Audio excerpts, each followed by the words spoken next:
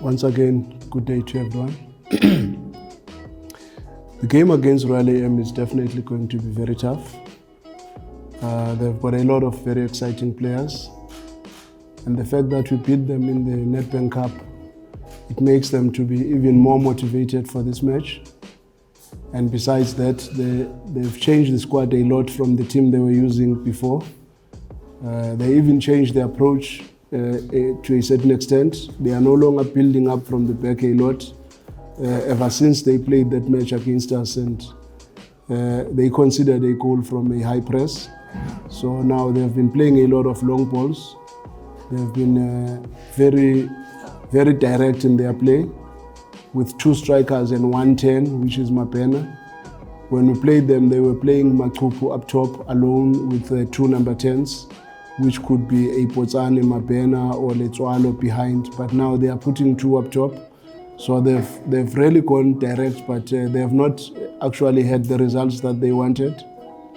And they've even changed the central defense now. Msomi, who was playing as a central midfielder against us, played against Golden Arrows as a centre-back, a lateral centre-back in a back 3. They also used Palane as a centre-back in a back 3, with their captain Mangani on the left, which now poses a lot of question marks. Offensively, they've got some interesting players that can play in Palane and Msomi, but defensively, I'm not sure whether they will be in the right space to help the team in that space. So we are playing against a very sophisticated team that we know has got a lot to offer, and we have to go there with a very good mind, because we know our supporters will be there. So it's very important that we get a good dress rehearsal before the final, and we give a very good performance on the day. Thank you. We've already seen, I think, last man standing, we know Jali, no Shalulile, and also for a Nedbank Cup, we know Aubrey, no Jali. Just maybe touching on we made in season, the other Aubrey, Wuti, for him going this far. To be even nominated in his maiden season, like Sundowns, and just on the Jali story as well, despite what's going on in Bafana Bafana, do you feel like this season should be his season, be a crowd player of the season?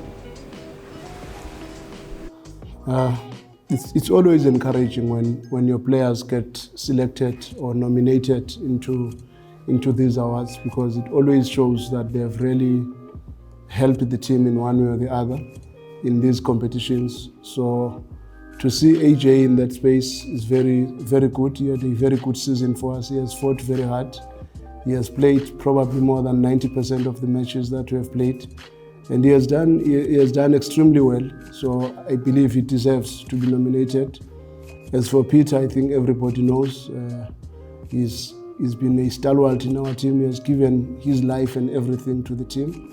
And no wonder he gets nominated. And you look at Aubrey, in the Nedbank Cup matches, he has done very well. And no wonder he's been selected amongst the nominees. And also the fact that he's coming from the Kiona team, maybe it also makes him a very interesting nominee within the group, because he has come a long way with Nedbank, and I think that is also considered in that space. So we are very encouraged and happy that our boys are in that space, and we are also confident that they've got what it takes to win it.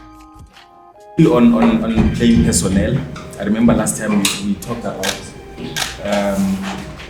about the goals, Peter Shalulile's goals. With 1 game to go now, are you still not wanting to put too much pressure on him, or this coming game you are going to make sure that you assist him to try at least equal that record? All we have to do as Sundowns is to support each and every player and make sure that the environment is suitable or conducive for him to achieve whatever he can achieve. If we have to support Peter, we will support Peter. Like for instance, Everybody's talking about the records. We are happy that he is a top goal scorer. That's very important for us, that at this stage, if he can stay a top goal scorer and never have anything that will interfere with that, we will be very excited. But obviously, to try and support him if needs be during the forthcoming match, we will definitely do that. Maybe we can even give him a free kick for that matter to try and make sure that he buries it in and it gets closer and closer. But as for the records, it's not the most important. What is more important for us as a team is for him to actually clinch the award, and for him to break the record. I think it is the legacy that he would have just left behind, which I think is still young enough to be able to get there with years to come.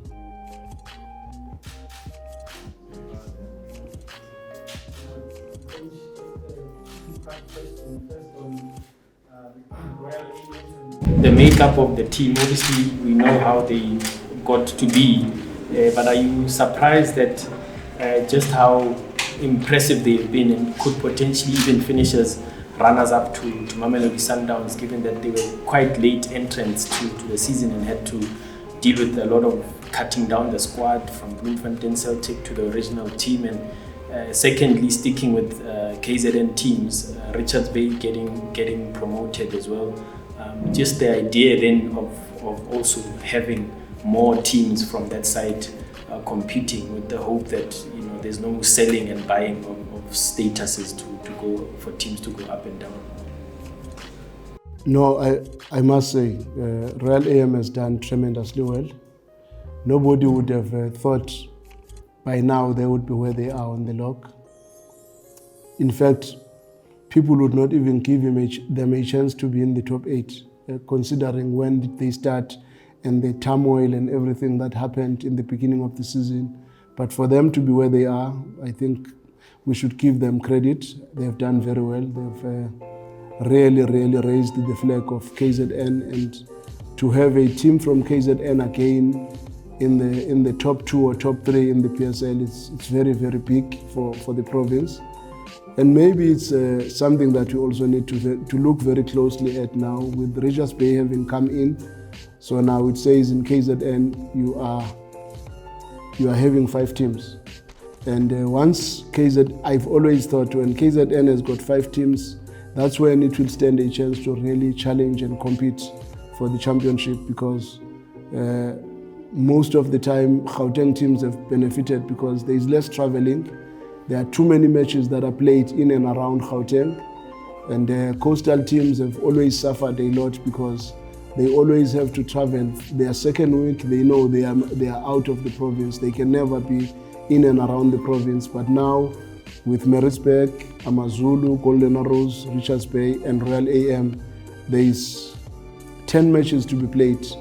Each team has got a chance to play 10 matches in and around the province. And for me, I think that is very big, and it is really going to help in seeing how far KZN football will go, and for them to have a team within the top 2, top 3 for 2 consecutive seasons. It's already maybe raising eyebrows to say maybe this is the direction that the KZN teams are taking, and we are very happy to be in that space. And as a coach of Sundowns, I think it's also very good to see the competition mounting the way it's mounting, because I think I said it before, when Chiefs, Pirates and Sundowns are strong, and there's another 2-3 more teams that are strong enough to make the championship to be very difficult, that's when we all stand a chance to even conquer Africa easily, because the standard of the league is a little bit heavier for everyone to always stay focused and make sure that he's in the right frame of mind.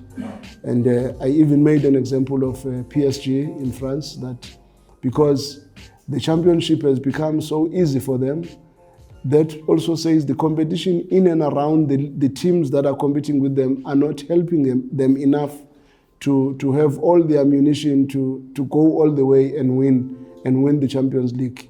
So even us, we have suffered now 3 times in a row in the quarterfinals, and I'm not making an excuse, but I'm saying it will be nice when Royal AM stays strong. Cape Town City has had a a very good season this season. Amazulu did well last year. Then you've got Chiefs and Pirates in that space, SuperSport in that space. Then you know, when the competition is rife amongst those teams, your team is likely to stay focused week in and week out and never switch off, because all the matches become very difficult in that space, and that prepares you better for the Champions League. The first question, Coach, Saavedra has not played so much. Is it a worry for you? I mean, we saw with the experience with Alfonso spending more time on the sidelines, not providing what was expected at Sundowns. And then also Muin is growing strong despite his age. How do you see him continuing displaying the same performance next season? And also Villa hasn't played so much this season, probably looking forward that maybe next season is going to get more opportunity. Okay. No, man, on Saavedra, he's definitely going to play many matches for us. He was unfortunate, the injury that he got when we played Al Hilal. We all took it for granted. We thought it would recover very quickly, but unfortunately it has taken a bit of time. He's back in full training now, but we are just worried because he has lost a lot of time in terms of training, and we don't want to have him going back. If he gets a chance to play in one of the last two matches, it will be good, but if he does not get, it is not because he's still injured. He's okay now, he started training with the team, but we are just not too sure at this stage whether it's gonna be a good idea for us to try and rope him in and risk the potential of him going back when you've got a chance to prepare him properly, because he came to us without an injury. We are optimistic he's going to play a lot of matches, and rest assured we've got a very good player. On Kennedy Mwene, he has done very well. We are very excited with how he has performed in this season, and I'm not one person who looks at the age when it comes to players. I've seen South Africa has made a lot of mistakes in that space of always jumping into looking at how old a person is before looking at what he is doing at that point in time. So, and for goalkeepers, they can go all the way, and based on his performances, there is a very big chance that he will still stay with us. He's very important in the team in many ways. So we are happy with what we have seen. It's true Villa has not played a lot of matches this season, which should be a big concern for me as a coach, and also a big concern for him as a player. But the truth of the matter is that we know his quality, we know what he can give us. And unfortunately, from time to time, when he gets injured and he finds it difficult to come back to the team, it's not in our control. It's very difficult for everyone. And it's even worse if the player himself feels he deserves to play more than what he's playing, which he has not raised that concern because he understands the situation.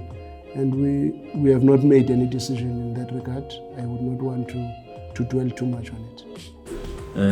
Though there was no official word, but it appeared as if you were not happy with something there. Now I want to check, that's why you moved to FNB. Now with the final going back there, are you happy that the final is going back there, or maybe whatever made you unhappy should be sorted out when you go back there? Now, to be honest, maybe it's important for me to clear the air on this one, because it might have left a sour taste for people to think we are saying Royal Bafokeng Sports Palace is not very good as a pitch. But at that time of the season, if you remember, it was a rainy season, and it's a pitch that is not used regularly. So because it's a pitch that is not used regularly, it was very soft. And with the rains thick and fast, when we played Al Hilal, we realized that there is a risk of potential injuries. But the quality of the pitch has always been very good. And I'm sure even the pictures you have seen, the pitch is very good. It's a very good stadium.